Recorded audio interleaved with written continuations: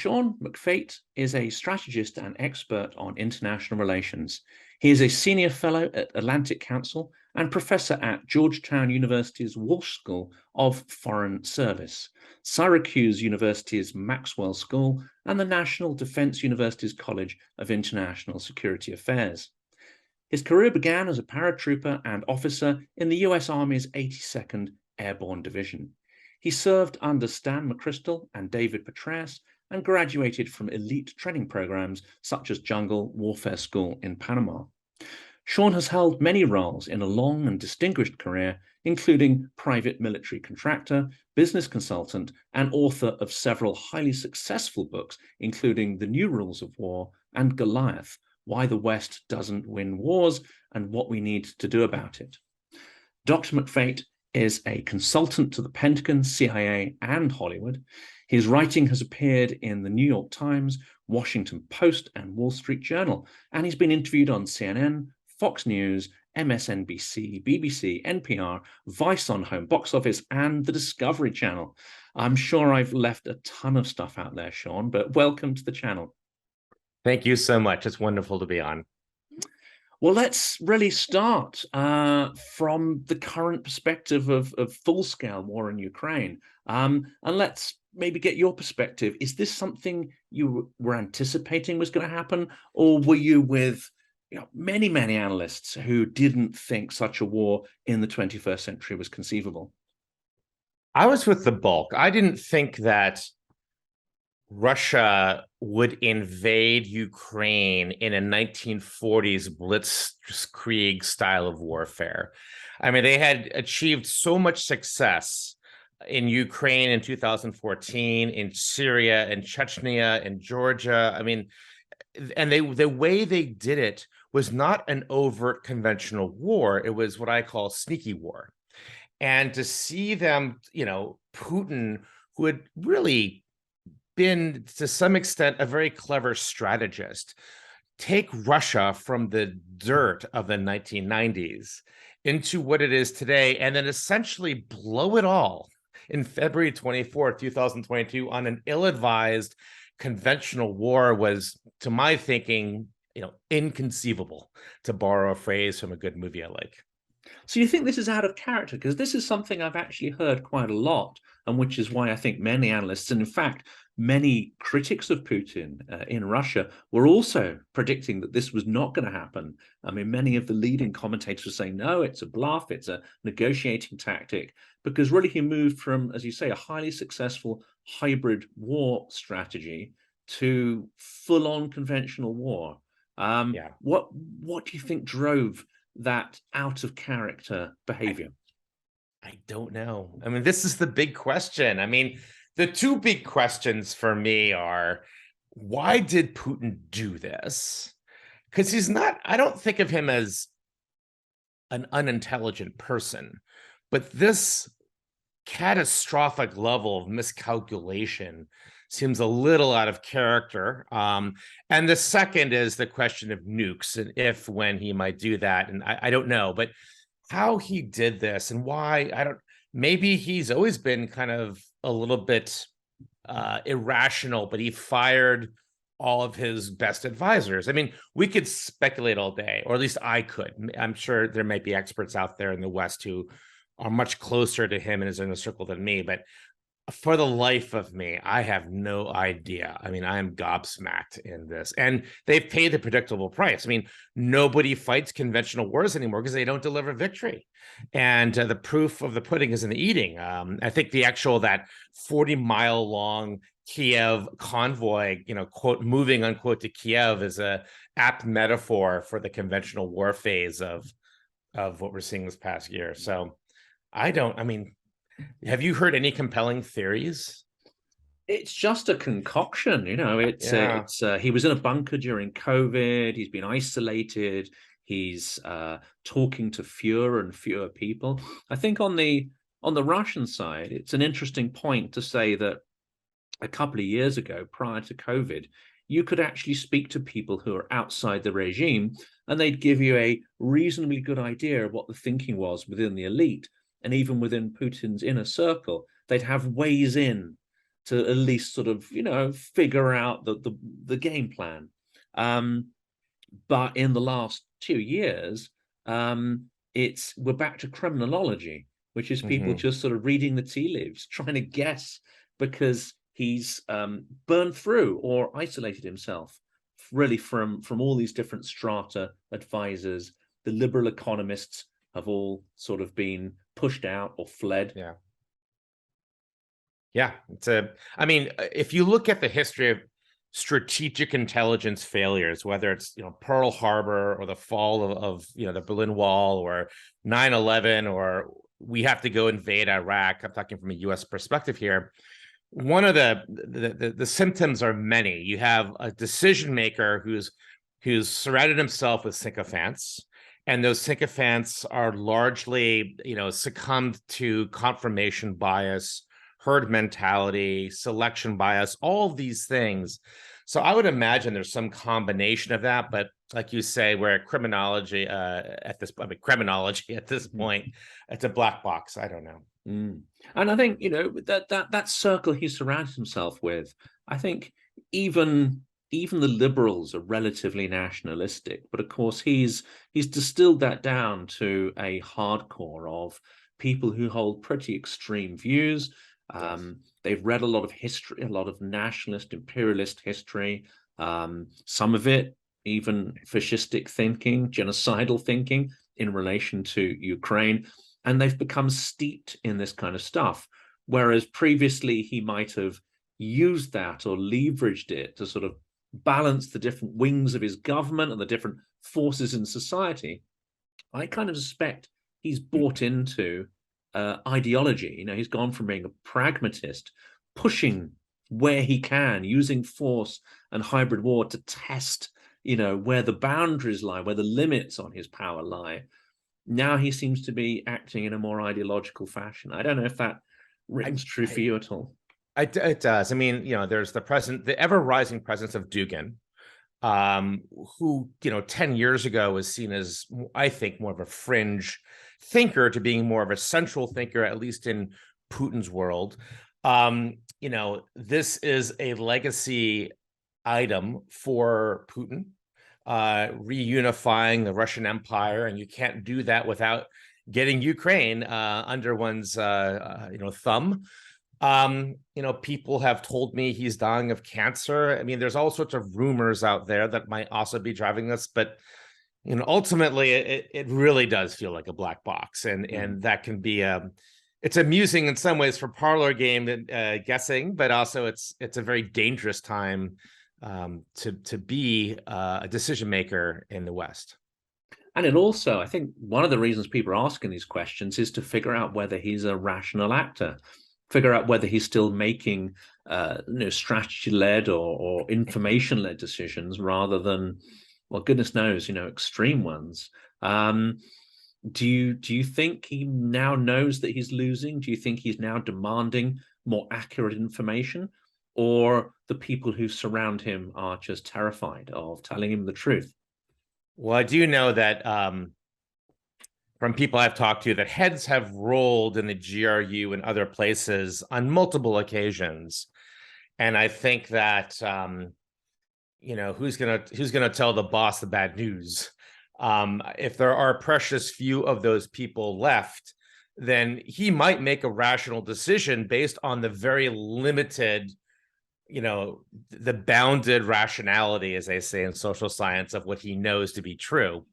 So I think that, him being rational is less important to the gatekeepers around him.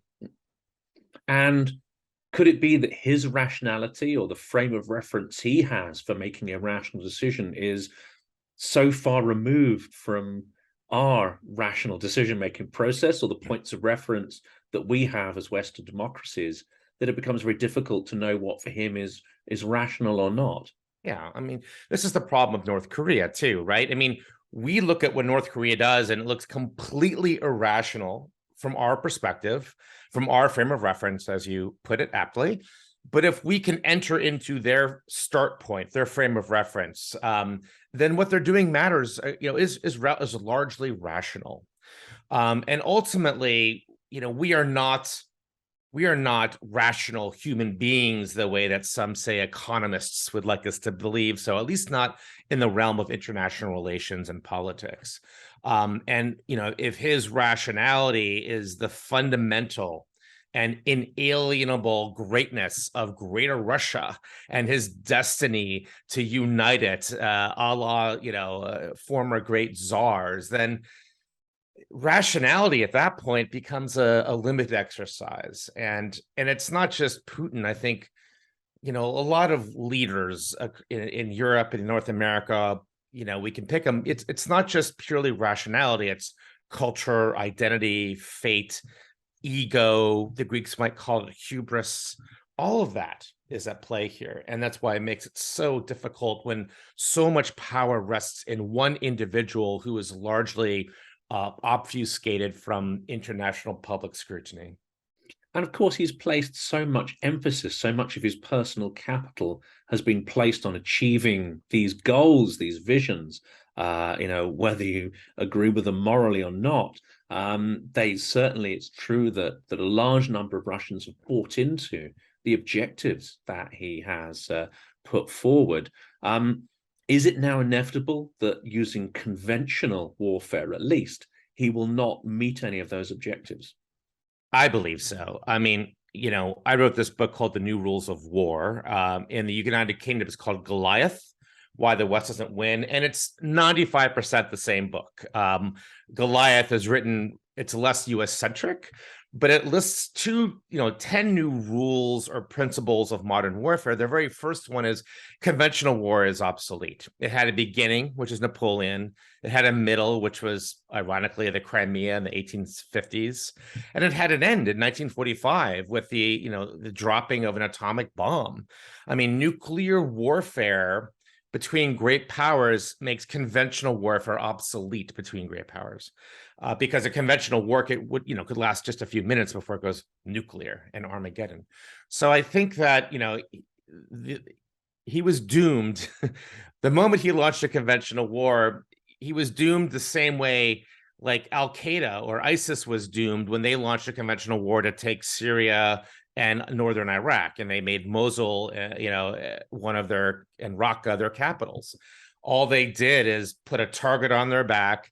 They're fighting a way of warfare which is very difficult to fight in our era. And this is doubly surprising because Putin has shown himself, or at least the Russian regime has shown itself to be quite cunning at doing this new way of warfare, and then to turn it all around to do this sort of a zombie-like way of war is stupefying to me. I don't understand. With the massive artillery sort of barrages and so on. Yeah. And we'll come to that in a minute, because clearly there is a role for that old technology, but it's had an upgrade, hasn't it? With HIMARS and targeted precision artillery, which it doesn't matter if you're outnumbered with 20 artillery pieces to 1.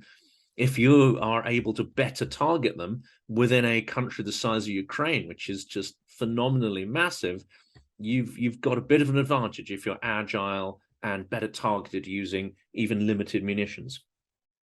Yes, and look, I mean, artillery barrages is something that the Soviets proved to be quite good at in World War II, and General Yukov and the Battle of the Kursk, and basically it's sort of carpet bombing, if you will, using artillery tubes. And you take out whole grid squares, and what is it? Collateral damage be damned. But now that was fine in the 40s, and it's cheap to do. But now we have precision long-range artillery. I mean, think of artillery not just things that comes out of tubes, but missiles and any sort of indirect fire. And it can be, a Tomahawk missile, and with information and technology, you can land it on in a like a 10 meter by 10 meter square to huge effect. So who cares about I mean, it was Stalin who said, I think, quantity has a quality of its own. But I think we're getting into an era where with things like HIMARS and others that, David can defeat Goliath quite easily with some of these weapons. And let's also not kid ourselves, at least in my opinion, kinetic force will always be organized. Kinetic force will always be a part of the human political condition. I mean, no matter how enlightened we become, we'll always find new ways of massacring each other. It's a tragic truth, but unfortunately, there's a lot of evidence for it. And it's not just about equipment, is it? It's how you use it. And I think there's an interesting point being made that Russians continue to fight in a vertical fashion, which has its roots in, the very ancient warfare of sort of top-down, large armies, elite structures at the top. Whereas Ukraine, with Western guidance, with Western training, and with their own, I would say, sort of, native cunning and brains, are doing much more of a horizontal strategy. Could you, help define what those are Sure. and why that might be making such a difference? Yeah, I mean, you could think of it loosely as conventional versus unconventional war. Conventional wars like Napoleon, a very large hierarchical structure with a general at the very top, Napoleon and different levels. I mean, many different levels going down from multiple field marshals to colonels and eventually privates. And it's all hierarchical. It's all out in the open. It's like you have to be at the top, you'd have to have the skills of a Fortune like 50 company CEO to run it. Whereas, so that's like the vertical, and those are conventional forces, whether that be the US Army or the Russian Army. Now, the horizontal forces are the unconventional, and they fight like guerrilla style warfare. It's a flat organization. There's different cells. They don't know who's in charge. They're seeking initiatives. It's the warfare. I mean, think of it this way. I mean, conventional war is the warfare of Clausewitz and Jomini, and unconventional warfare is the warfare of Sun Tzu and the art of war. And the plucky Ukrainians they defeated the Blitzkrieg by using unconventional guerrilla warfare tactics with the assistance of things like the javelin, which has made the tank obsolete. I mean, we can even discuss why are there even tanks in 2022. But yeah, so it shows you that this horizontal guerrilla warfare type of, well-equipped force with morale and leadership could blunt a superior vertical or conventional force. And they did, which is why Russia pivoted to Russian unconventional war in late March, early April.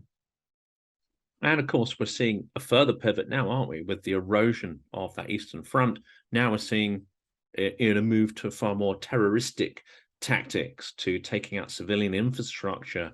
But again, the history of targeting civilians suggests that that's not particularly effective. The Blitz and other campaigns, Sure. Even the NATO campaign against Serbia suggests that it's very difficult to cow civilians into submission, no matter what you do. Well, it's a great point, and I think we have to first think that, I'm in Washington D.C., and one of the concerns I have is that the U.S. Department of Defense is learning many of the wrong lessons from this war, right? Like we have a military industrial complex here like Lockheed, and they're trying to sell us more tanks and airplanes. And so they generally point to things that look like conventional war to them, like, oh, there's a tank and there's a jet, and like we need to buy 25 more, we need to buy F-35s, all this stuff. And that's like the wrong lesson to learn. The right lesson to learn is what works in warfare and what does not. And what Russia has done is it's using what we associate with conventional war weapons like, bombers and artillery, but they're using them in unconventional ways, which is the Russian unconventional way of war. So in the West, our unconventional way of war is like winning hearts and minds. Whether that's successful or not, we can debate later on. But the Russian unconventional warfare model is not winning hearts and minds. It's massacring civilians and flattening cities. It's what they did in Chechnya in 1999. It's what they did in Aleppo in Syria. It's what they're doing today. And the strategic logic is this, is if we can, when collateral damage is the policy, is the strategic aim, the idea is that will put so much pressure on the Ukrainian government that they will be forced to come to the negotiating table on Russia's terms, not on their terms. And I think Russia has successfully made a calculation that the NATO has gone as far as it's going to go into this war unless he uses WMD. So that's allowed. I think Russia has taken a pretty good, well, not a good. They've been reasonable in their assumption that they can get away with massacring civilians. But the question that you raise is, does that work?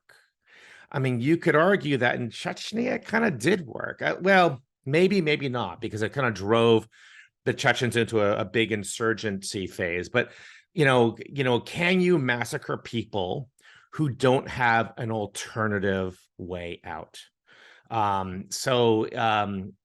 Scipio Africanus, who's a Roman general, one of the best ever, greater than Napoleon, in my opinion, fought the Second Punic War. He was fond of saying, always give your enemy a golden bridge. So if you're going to pound them, give them a way out of your choosing.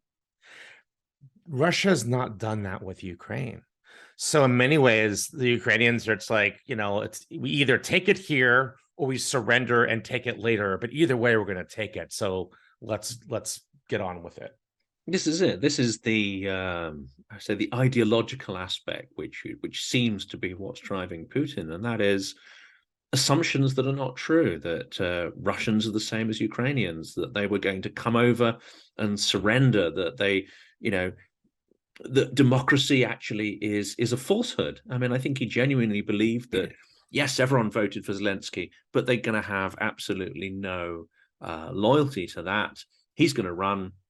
And, all these so-called values that people talk about, he almost certainly believed that that was a technology, a color revolution technology. I think he's cynical enough not to believe in the idea of opposition, not to believe in the idea of democracy, agency. For him, it's all about malign forces. Right. He's looking for the villain in every shadow, in every corner, and he'll make that villain up. I mean, look, there's this is massive strategic failure on Russia. It is strategically very much backfired on them. They have galvanized the West. They've gotten NATO stronger and more coherent for the first time in 30 years. I mean, this has gone very poorly for lots of reasons that your viewers and listeners know about. What got him here? One is that there was mirror imaging, as you were saying, and his strategic assumptions. Like, they will greet us like liberators of the way that Crimea did. But of course, that's not exactly what went down in Crimea. And Crimea is not the same as bigger Ukraine.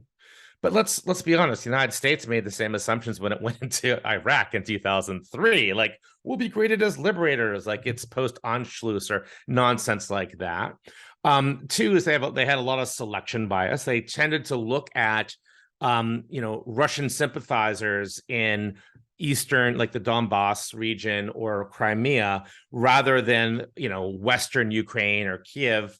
And again, the U.S. has done the same thing with Curveball. I don't know if many of your listeners remember who that was, but he was in 2002. He was an Iraqi sort of defector who the U.S. intelligence community picked up, and he said, if you show up in Iraq, and have an election, everybody will be a happy democracy. And we ended up, the intelligence community ended up privileging his reportage because they liked what he was saying. And that's confirmation bias and selection bias. So all of these biases, I mean, this is a case study in strategic intelligence failure. What has he learned from that? He's doubling down. He's not going home. And maybe one question we can ask is, what's his golden bridge out of here? I mean, maybe he's stuck in office like a lot of dictators, either leaves in gold or he leaves in a golden casket. But either way, there's no sort of placid retirement waiting for him out there in the Urals. Or dies in a ditch like Gaddafi, and that scenario is perhaps becoming closer to reality of his making. That's right. I wonder if he thinks about this. I kind of suspect he does. I think he does. I think that's something that many Russian commentators have said affected him extremely deeply. The fall of Serbia was one of the first or the attack on Serbia is one of the first things that really unnerved him. But then the fall of the treatment of Saddam Hussein, and of course the treatment of Gaddafi. I think he thinks about those a lot. But also his mindset is one of hybrid warfare, but also I think he's placed his trust, as you say, in certain conventional warfare. So he assumed the Black Sea Fleet would be triumphant. Yes. He assumed the tanks would be triumphant. He assumed their equipment was superior, and that would make a difference. And I mean, to your earlier point about defunct technologies, hasn't this war perhaps, more dramatic than anything, showed that this Black Sea Fleet entirely ineffective in moving their strategic objectives forward? I mean, look, this war has exposed a lot about modern warfare.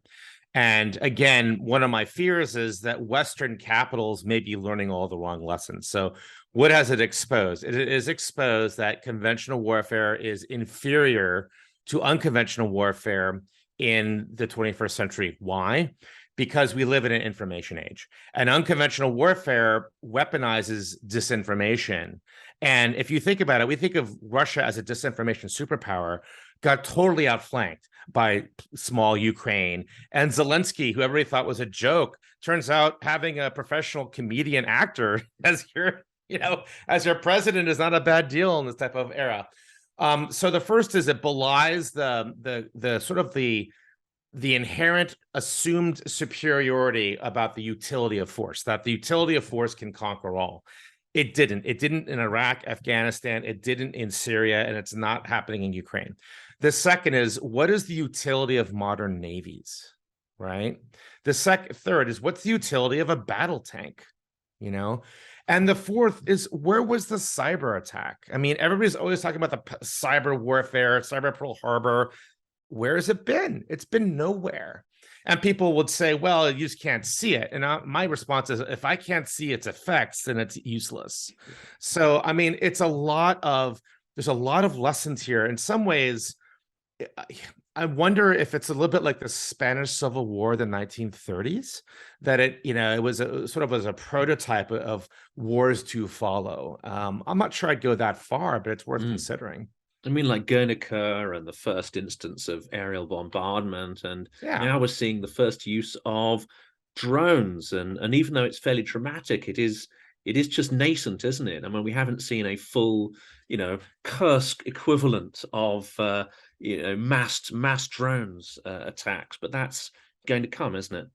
Well, I think there's a lot of, warfare is always changing. War remains the same, but warfare is always changing. And, cheap disposable technologies that you can buy off the shelf and modify cheaply. I mean, that's the way to go, not by buying some super expensive drone.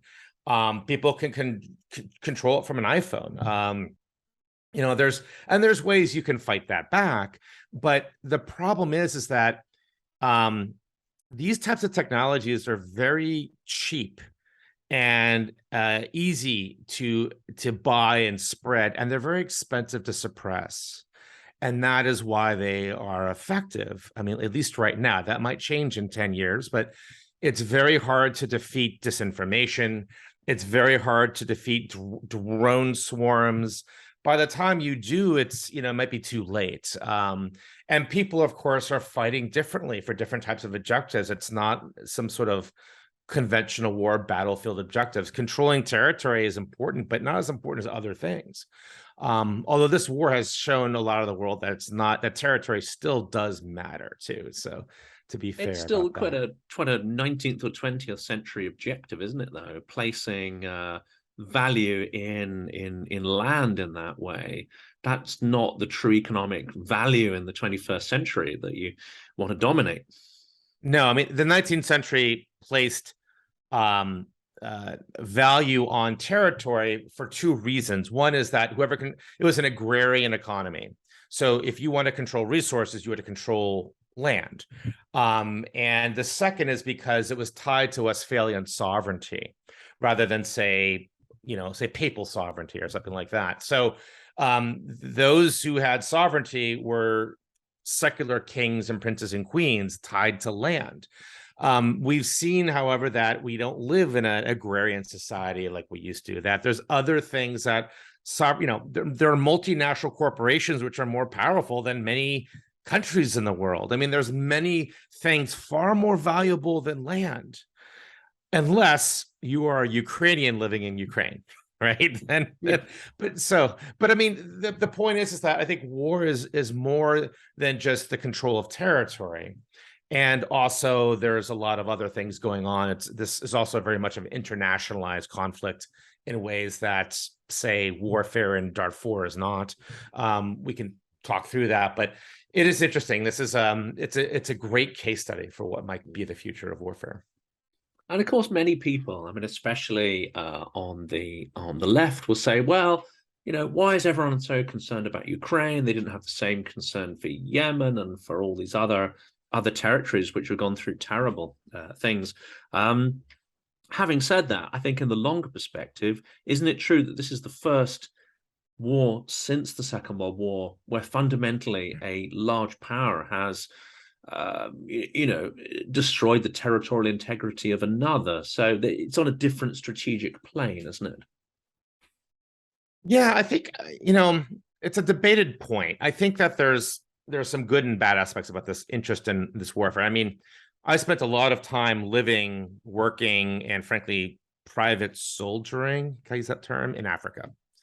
And, when 20,000 people get killed in the Eastern Congo and the Kivus, it barely makes the back pages of the Times. If 5 people get killed in Buka, it's all over the world. A lot of Africans view that as racist. I leave it to viewers if they think that is or is not. But I think what is different about this is that it is unlike, say, the Congo or the Rwanda genocide, the proximity of Russia with NATO, and how their interests are really entangled here, have a path to World War III that just does not exist. If you're looking at the Rwandan genocide, as tragic as that is, you can see a path of events that could lead to a nightmare that we haven't thought about in a generation. And I think, and also what the US is trying to do, in my opinion, is like the Cold War, is fight Russia without getting direct military on military engagement that could escalate into like a Sarajevo 1914 moment, escalate into a nuclear moment. But so what they're trying to do is kind of what the US did in Afghanistan. We're trying to turn this into Russia's modern Afghanistan, a tar pit that sucks them dry and makes Putin's hold on his purchase on the regime a lot more fragile, and to create vulnerabilities that we can exploit. So I think the US is trying to suck, is trying to create a tar pit to suck Russia into it.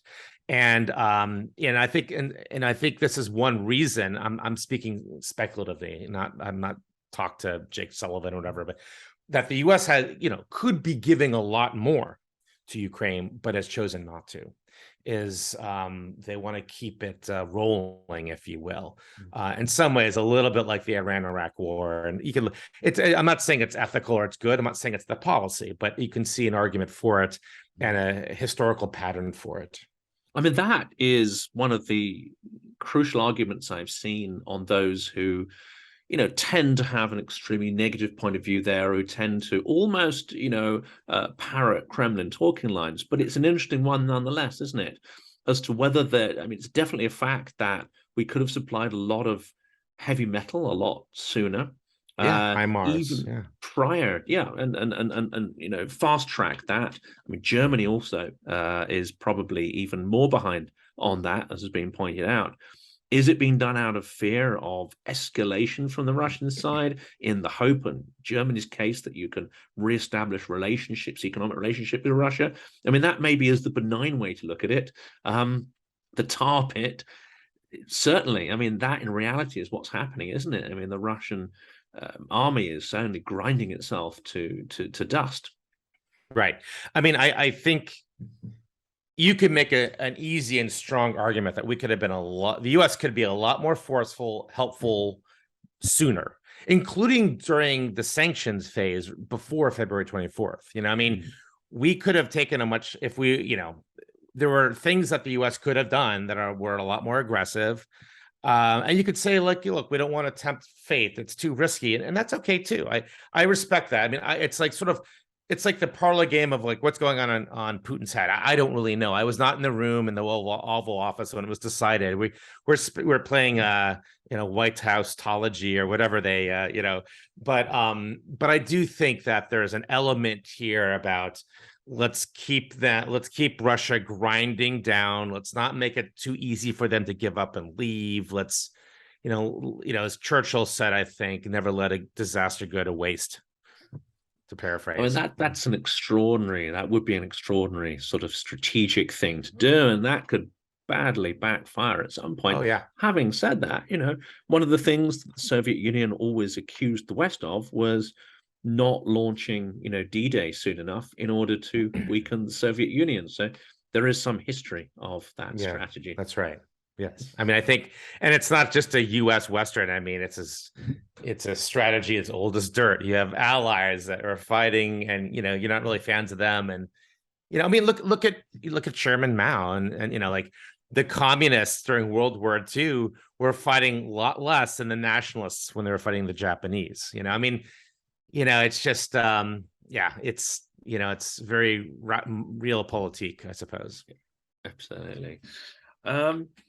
And turning to Russian propaganda, and there's a couple of topics still to touch on, even though we're probably, rapidly running out of time. But the disinformation, I mean, a big thrust of Russia's disinformation throughout the war has been to use terrorist threats, to use apocalyptic threats to slow down the supply of weaponry. So perhaps they also don't know which of that decision-making process is going on in Washington, but it's in their primary interest that less armament actually gets into the hands of Ukrainians.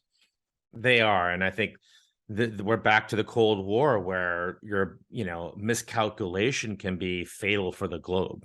And Putin, for all his faults, I think was a Cold Warrior growing up, at the center of it in Eastern Germany.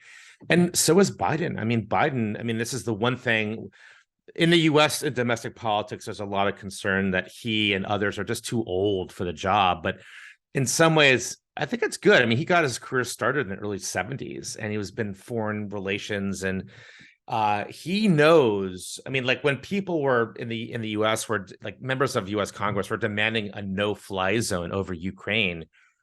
It just shows you the level of naivete and sheer strategic incompetence of elected leaders. I mean, but then there's U.S. Congress at large. I mean, but that's a different topic. But I mean, at least we have a president who, for all his faults, he grew up in a time where the Cuban Missile Crisis was in his lifetime, and he remembers that. And so there's been a lot of I'm not been inside the Oval Office, but a lot of on both sides trying to maximize that gray space, that gray area, without tipping the scales. And I imagine there's a lot of sleepless nights too. Very, very much so. No, to some extent, the caution, I think, is understandable, because Putin has been compared to a cornered beast. And you don't know what someone's going to do when they're desperate. Having said that, I think something that is often forgotten is that Putin broadly controls the information space within Russia. So if he declared the operation victorious tomorrow, right, and even if he withdrew, yes, there would be those who would know that's a lie. He'd probably have a lot of trouble with the nationalists, much more than the liberal contingent, right, who've mostly fled. But using, the FSB and his terror tactics, he almost certainly could, as he has been doing. A lot of people would fall out of windows and so on. He could declare it over and create almost like an informational blanket to cover that defeat. Maybe he'll even do that. Maybe all the WMD stuff is just another strategy to see if he can have one last throw at the dice. Yeah, I think there's a lot to it. When the Soviets left Afghanistan in 1989, they had something called Operation Magistral, which was like the symbolic, we're going to blow up that hill and pretend it's full of, mujahideen and declare it a victory and go home. And I think everybody was okay with that, minus some hardliners, And I think, I do see an off ramp for him. But I'm not a professional analyst of Russian politics. But judging by the fact that his messaging machine is not 100% of, given the fact that all these young men are fleeing the country to avoid going there, I think if he, I think it, there is a way he could, like you say, he can do this. He does control the media. He can create a narrative of victory. It may not, and Dugin may not like it, but they've got ways to deal with him as well. So who knows? Maybe before Christmas, Russia's out of Ukraine. Well, on that note, I've got two more sort of questions. One's going to be a sort of softball question, and the other one's going to be probably unanswerable. But the first one is, which of the two sides, and I think the answer is fairly obvious on this one, which of the two sides has adopted and assimilated new technologies into their fighting tactics better? Oh, Ukraine. And not only Ukraine, we know all the reasons why, but like there's interesting things happening between, say, public and private internationally. So you have, not only is the US working closely in an operational, even tactical way with intelligence sharing with Ukrainian forces, which has gotten a lot closer. It didn't start that way in February. Both sides were very, we can't share too much sources and methods, and now they're, by all accounts, fairly tight. But you also have like Elon Musk, who's, not agreeing with the US, doing things his way and serving with some pretty astounding technologies, which I can't get into, helping on the ground. And the recent, counteroffensive by Ukrainians is one evidence of that. And again, I do think there's a lot we can learn from this war by studying it carefully. Just let's not learn the wrong. Let's not look, let's be critical thinkers about it. So I think, Ukraine has been very, and maybe that's because when you're the underdog, you have to innovate. You don't have a choice. It's innovate or die.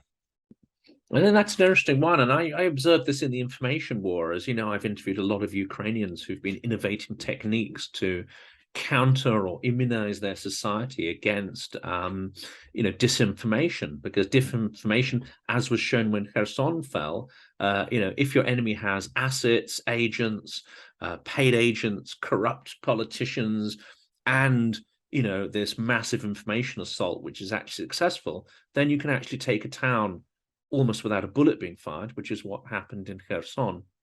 And the rest of Ukrainian society has had to develop techniques to counter that. Some of them really rather successful, but they're all on this sort of innovate or die. And most of the people who are doing this didn't look to government for support for the solution.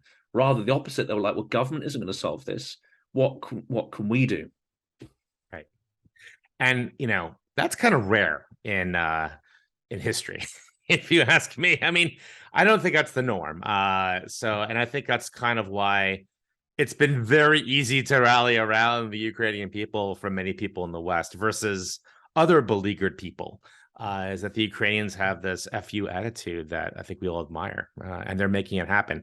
Now, let's not fall into myth making, because I'm sure it's not, but still, it's, it gives, there's some inspiration there, I think, for all of us. It's very decentralized, it's very innovative, and it shows you that really the most important weapon is the 6 inches between our ears. That's it, and it shows a certain sort of commitment. We've got very jaded in the UK and I think the US about democratic values. We can be quite cynical about them and their worth because we haven't necessarily experienced or live in a society that doesn't have them. Whereas Ukrainians, and I think many Eastern Europeans, are acutely aware of what it's like to live without those values and protections. That's right. Ukrainians, they tried to break away from the Soviets after World War II, and they appealed to the United States and the CIA, but the United States said, you're too far away. We can't support you. I think this moment is I mean, I'll tell you what. Also, some people in the United States look at it as a civil war too. So there's different ways to frame it. But you're right. This is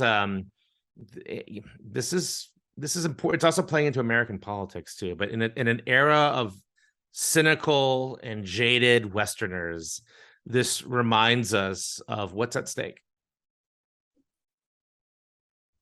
I think my last question is probably the impossible one, which is the kind of what if. And there's two things I think that are going to be really important to consider. One is, taking the East is one thing, but retaking Crimea may be a totally different kind of challenge, an extraordinary military challenge. And of course, we have the winter coming up, and that is going to have a fairly unpredictable but major impact on what happens over the next few months. Yeah, I think you're correct. I mean, winter is coming. The Kremlin has always been very leaving this February conventional war invasion out of it. Has always been pretty savvy strategically about using all instruments of national power, including pipelines, including refugees, including all these things. They weaponize all of that. And they also know that the United States is not going to, U.S. taxpayers are not going to foot the heating bill for European taxpayers.